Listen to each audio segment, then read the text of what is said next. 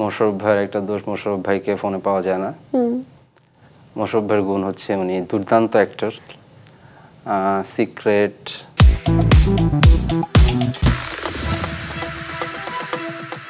কিছুদিন আগে অনেকেই হ্যালোইন উদযাপন করলেন, আর এবারের হ্যালোইনের মেনু ছিল পুরোপুরি দেশি খাবার, আর সাথে ছিল পরিমাণ মতন ভূত। আর এই খাবারটি পরিবেশন করেছে ওটিটি প্ল্যাটফর্ম চরকি, নির্মাণ করেছেন তরুণ নির্মাতা কাজী আসাদ।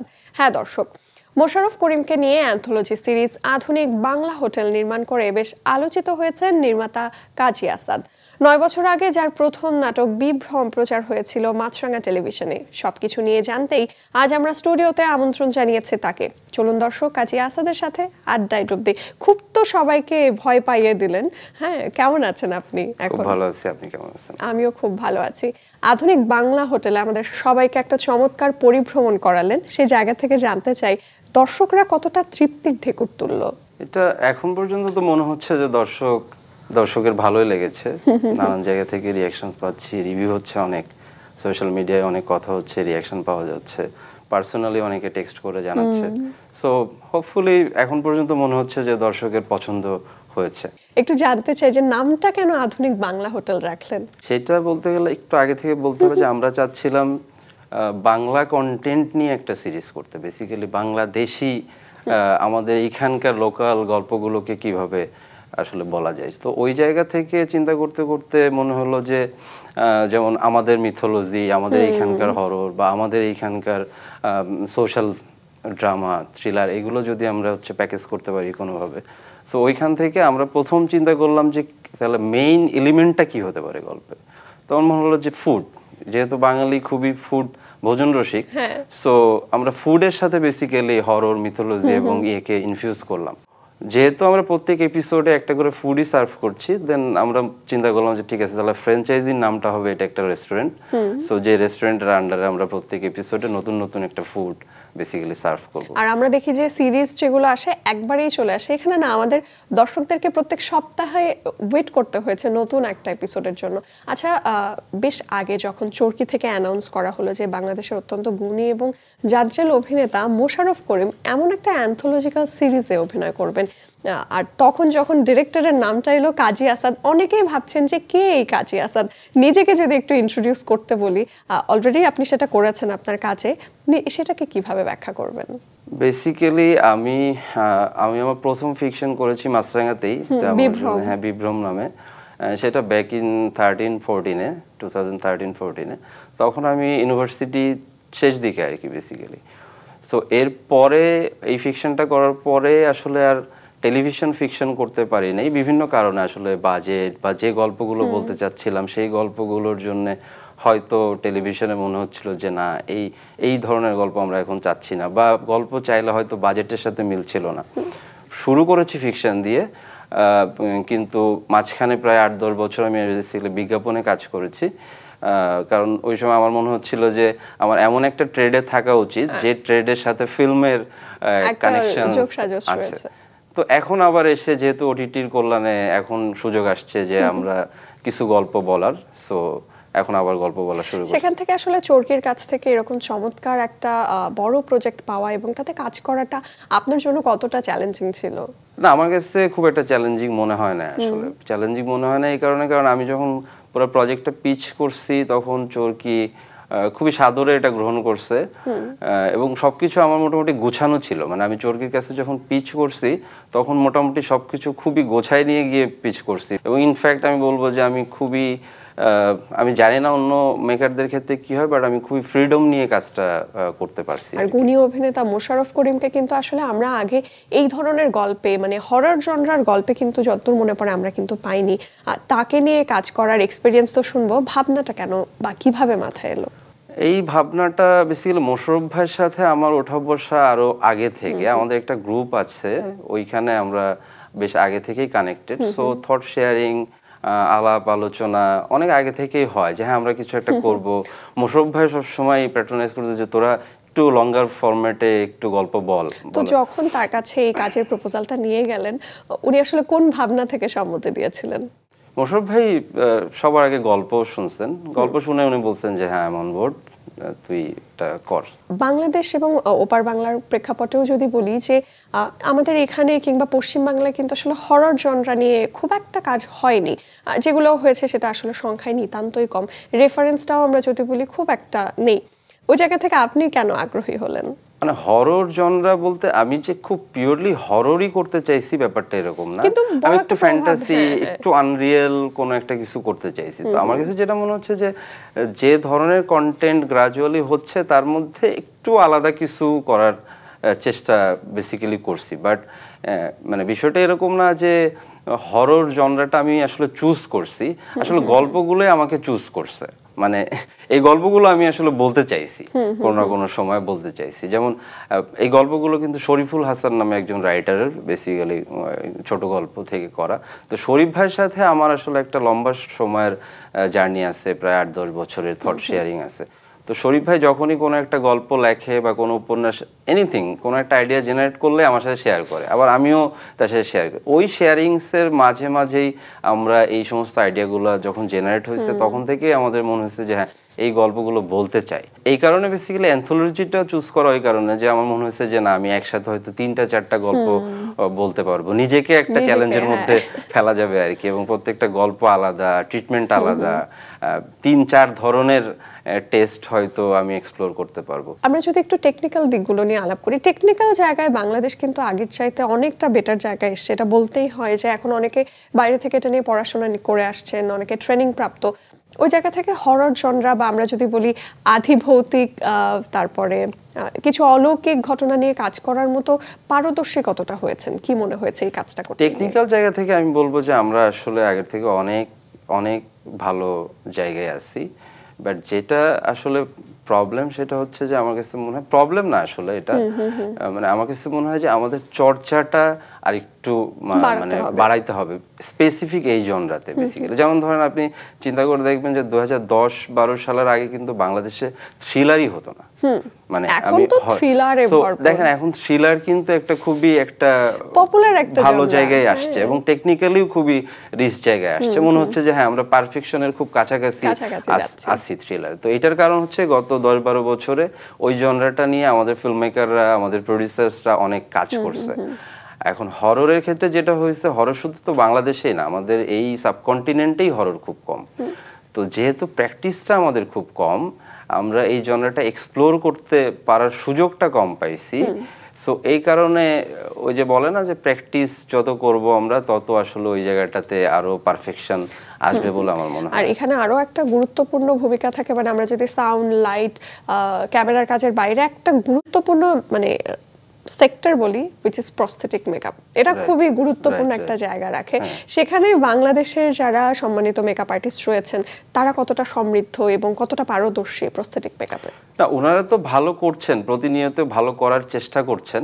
বাট আমি যেটা বললাম যে অ্যাসাইনমেন্ট না পেলে তো উনি আসলে কাজটা করতে পারছেন না। তো যখন নতুন একটা অ্যাসাইনমেন্ট পাচ্ছেন তো উনি বুঝতে পারছেন যে আমার এইখানে ল্যাকিং আছে, আচ্ছা এই জায়গাটা আরো আমাকে ডেভেলপ করা দরকার। ফিল্ম মেকাররা বুঝতে পারছে যে না এই জায়গাতে আমরা ঠিক যেরকম চাইছিলাম হয়তো সেরকম করতে পারলাম না। সো এটার আসলে কি লিমিটেশন, এটাকে কিভাবে আসলে সলভ করা যায়। সো আমার মনে হয় যে এইটা একটু প্র্যাকটিস করলেই আমরা হয়তো আরেকটু বেটার জায়গায় যাব আসলে। আমরা যদি পাশের দেশও দেখি, সেখানে স্ত্রী টু, ভুলভুলাইয়ার তো এখন তৃতীয় সিজনটা তো মানে খুবই পপুলার হলো। মানে 50 থেকে 60 কোটি টাকা বাজেট হলেও ব্যবসা করছে 250 কোটি 300 কোটি এরকম। সেইখান থেকে আপনি নিশ্চয়ই মানে আপনি তো জানেন আমাদের দেশে আসলে বাজেটের কি অবস্থা। ওই জায়গা থেকে কি মনে হয় না আমরা অনেকটা পিছিয়ে আছি এখনো? মানে বিজনেসের দিক থেকে চিন্তা করলে, হ্যাঁ বিজনেসের দিক থেকে চিন্তা করলে তো অবশ্যই পিছিয়ে আছি, কারণ আমাদের মার্কেটটা তো আসলে খুব বেশি বড় না। অনেক সময় বলি যে হ্যাঁ আমাদের ছবির বাজেট নাই। এখন ছবির বাজেট আবার প্রযোজক কিন্তু চাইলেই একটা absurd amount of budget burn করতে পারছে না, কারণ মার্কেটটা তো ছোট। আবার মার্কেটটা যে ছোট এটাও আসলে এটার জন্য আসলে আমরাই দায়ী, কারণ মার্কেটটা আমরা গ্রাজুয়ালি হয়তো বিল্ড করতে পারি না। এটাও আমাদের মানে প্রডিউসার ডিরেক্টরদেরই বেসিক্যালি কাজ, যে মার্কেটটাকে আস্তে আস্তে কিভাবে আরো বড় করা যায়। তো আমার মনে হয় যে সেটা শুরু হয়েছে, এখন তো নানান ধরনের কাজ হচ্ছে। একটা সময় তো মাঝখানে তো 8-10 বছর আমরা যে ধরনের একই ধরনের স্ক্রিপ্ট একই ধরনের ইয়ে হচ্ছিল, বাট এখন আমার মনে হয় যে ওটিটি আসাতে, ইনফ্যাক্ট আমি ইউটিউবের কথা বলবো, এখন কিন্তু ইউটিউবেও অনেক ভালো ভালো কন্টেন্ট প্রডিউস হচ্ছে এবং বেশ ভালো মানে বাজেটে প্রডিউস হচ্ছে, যেটা ধরেন 5 বছর আগে চিন্তাই হয়তো করা যেত না।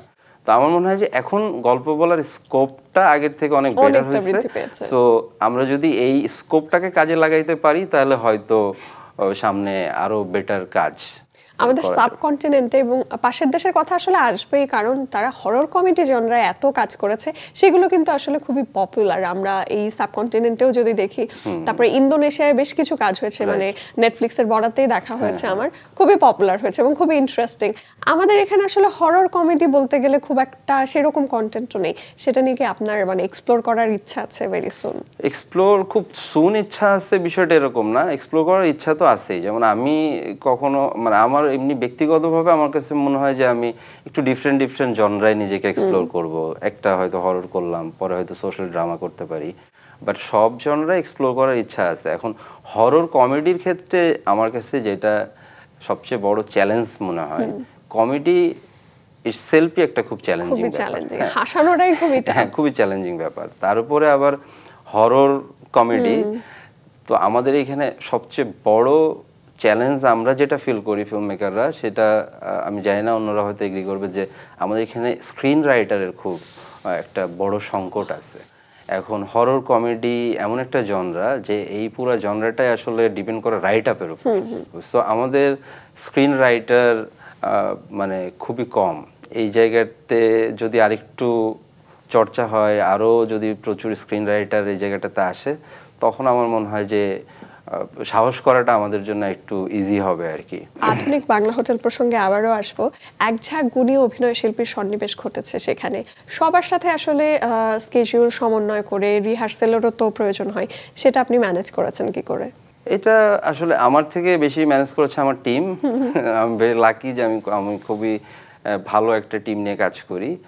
সো ওরা করে ফেলছে আর কি, সব কিছু সমন্বয় করে ফেলছে। আমরা রিহার্সালও করছি, মানে শিডিউল মেনটেন ওরা বেশ, মানে এই জায়গাতে আসলে আমার কন্ট্রিবিউশন খুবই কম।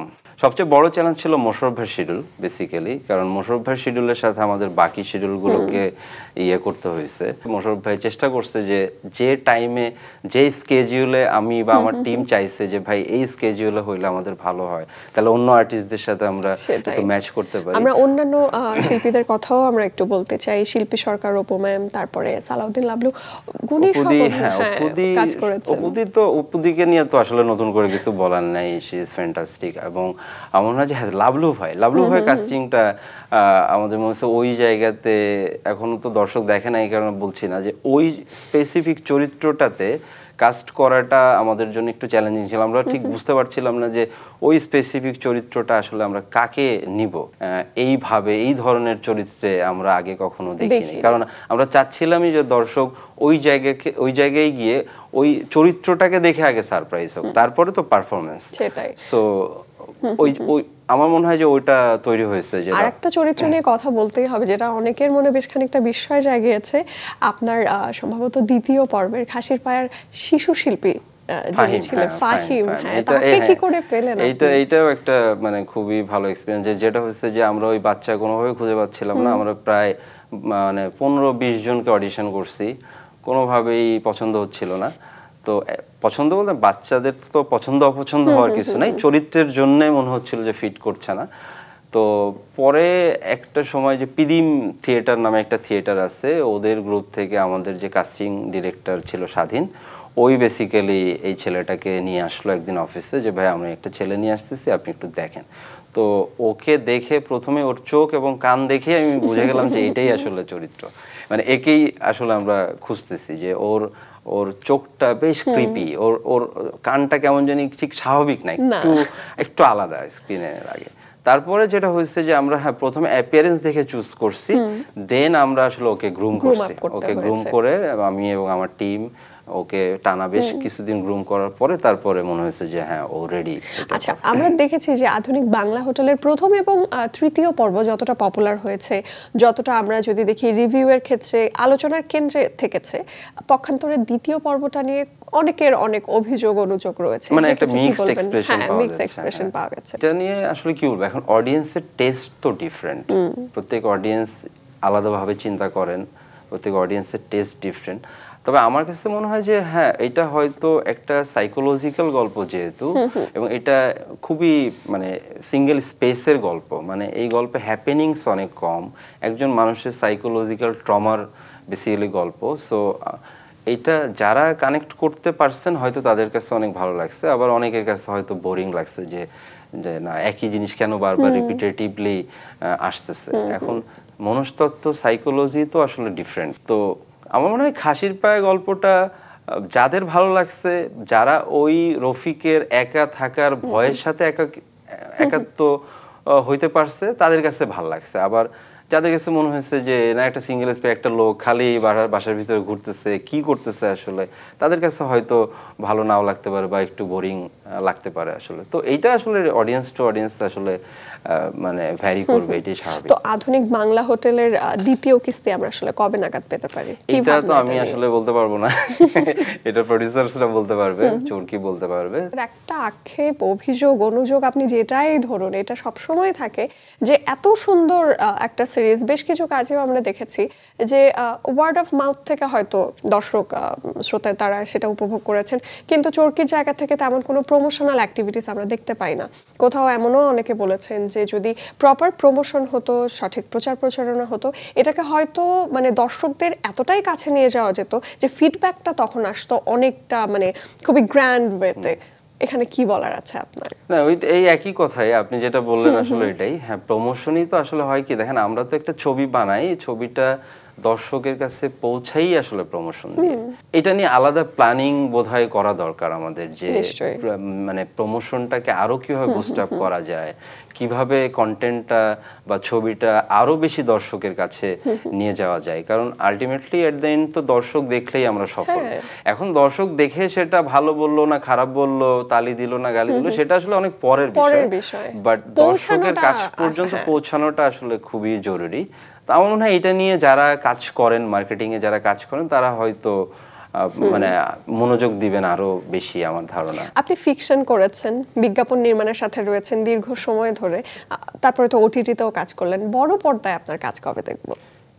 এটাও আমার হাতে নাই, এটাও বলাটা আসলে ডিফিকাল্ট। তবে হ্যাঁ, মানে বড় পর্দার জন্যই তো আসলে ছবি বানাইতে চাই, প্রত্যেকটা ফিল্ম মেকারের স্বপ্ন আসলে বিগ স্ক্রিন। করবো হয়তো, দেখা যাক। মানে লঙ্গার ফরম্যাটে গল্প বলা যায়, মাত্র শুরু করলাম, সো এখনই এটা বলাটা খুব ডিফিকাল্ট যে বড় পর্দায় কবে আসবো। যেমনটা আমরা শুরুতেই দর্শকদেরকে জানিয়েছিলাম যে বিভ্রম ছিল আপনার নির্মিত প্রথম নাটক, এবং যেটাও প্রচারিত হয়েছিল মাছরাঙা টেলিভিশনে 2013-14 সেই সময়কার একটা কথা। এখন কি মনে পড়ে, সেই দিনের কথা মনে পড়লে কেমন লাগে? খুবই ভালো লাগে। আমি তো বলছিলাম যে মানে বিষয়টা খুবই নস্টালজিক আমার জন্য, যে মাছরাঙা টেলিভিশন আমার প্রথম টিভি ফিকশনও মাছরাঙা টেলিভিশনে অন এয়ার হয়েছে, এবং সম্ভবত এটাই আমার প্রথম টেলিভিশন ইন্টারভিউ, সেটাও মাছরাঙা টেলিভিশনে যাচ্ছে। তো এটা আমার জন্য খুবই আনন্দের, এবং মানে আমি খুবই নস্টালজিক ফিল করতেছি আর কি। একজন ডিরেক্টর এবং পাশাপাশি একজন চিত্রনাট্যকার হিসেবে আপনার শুরুর দিকের জার্নিটা ছোট করে যদি একটু বলেন। শুরুর দিকে যেটা হয়েছিল ইউনিভার্সিটি, বেসিক্যালি আমরা তো ছবি বানাইতে চাইছি আসলে ছবি দেখতে দেখতে। তো ছবি দেখতে দেখতে একটা সময় মনে হয়েছে যে হ্যাঁ, আমিও একটা গল্প বলতে চাই।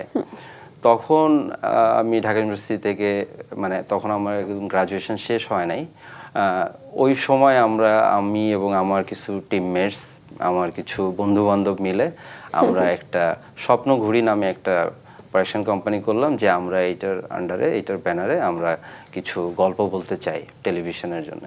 তারপর আমরা কাজ শুরু করলাম, এবং ওই স্বপ্ন ঘুড়ি ব্যানারেরই বিভ্রম হচ্ছে প্রথম ফিকশন আর কি। সো তখন তো আমরা আসলে কিছুই জানতাম না, আমি কাউকে অ্যাসিস্টও করি নাই তখন। ইনফ্যাক্ট শুটিংও দেখছি বোধহয় খুব কালে ভদ্রে 2-4-5টা শুটিং দেখছি সেটে গিয়ে, যে কিভাবে শুটিং করে। বাট আমাদের মধ্যে মনে হচ্ছিল যে ঠিক আছে, আমরা তো গল্প বলতে চাই, গল্পটা বলতে পারলেই হয়। তো তখন যখন মাঠে নামলাম কাজ করতে, তখন দেখলাম যে না, আসলে গল্প বলতে পারলেই তো হবে না, আসলে টেকনিক্যাল বিষয়গুলো অনেক কিছুই জানতে হবে। তারপরে বলা যায় যে আমরা সেলফ এডুকেট হওয়া শুরু করছি, আমরা পুরো টিম, আমরা জানতে থাকলাম আচ্ছা কিভাবে ক্যামেরাটা কেমনে চলে, এডিটিং কিভাবে করে, কস্টিউমটা কিভাবে করে। তো ওইটা একটা লম্বা প্রসেস এবং ওই প্রসেসটা আমার মনে হয় যে আমার জন্য খুবই একটা হেলদি প্রসেস হয়েছে, যে আমি আমার একদম শুরুতে মানে নিজে নিজে করে শেখার যে প্র্যাকটিস ওইটার মধ্যে দিয়ে যেতে পারছি। তো ওইটার পরে তারপরে তো বিভ্রম করলাম, এরপরে বিজ্ঞাপনে আসার পরে বেসিক্যালি আমি একটু মানে হিউজ স্কেল, বড় স্কেলে কিভাবে কাজ করতে হয় বা ওইটা বেসিক্যালি শিখলাম, যে ঠিক আছে বড় স্কেলে কিভাবে কাজ করে। এবার আপনাকে ঝটপট কিছু প্রশ্ন করব, চটপট উত্তর দিতে হবে। কাজী আসাদ একজন নির্মাতা। আপনি কতটা খাদ্যরসিক? খুব বেশি না, আমি আসলে বাঁচার জন্য খাই, আমি আচ্ছা। একদমই ফুডি না। ওকে, আপনার প্রিয় খাবার কোনটি? যে কোনো একটা অপশন চুজ করতে হবে। বল মাছের ঝোল, খাসির পায়া, হাঁসের সালুন। হাঁসের সালুন। এবার আবারও আপনাকে একটা অপশন চুজ করার খুবই কঠিন একটা পরীক্ষায় ফেলতে যাচ্ছি। আধুনিক বাংলা হোটেলের কোন এপিসোডটা আপনার সবচাইতে প্রিয়? বল মাছের ঝোল। অভিনেতা মোশাররফ করিমের একটা দোষ, একটা গুণ এবং একটা সিক্রেট বলুন। মোশাররফ ভাইয়ের একটা দোষ, মোশাররফ ভাইকে ফোনে পাওয়া যায় না। মোশাররফ ভাইয়ের গুণ হচ্ছে উনি দুর্দান্ত অ্যাক্টর। সিক্রেট, মোশাররফ ভাইয়ের আসলে ওই অর্থে আমার কাছে কোনো সিক্রেট নাই। হরর জনরার আপনার প্রিয় 5টা সিনেমার নাম বলুন।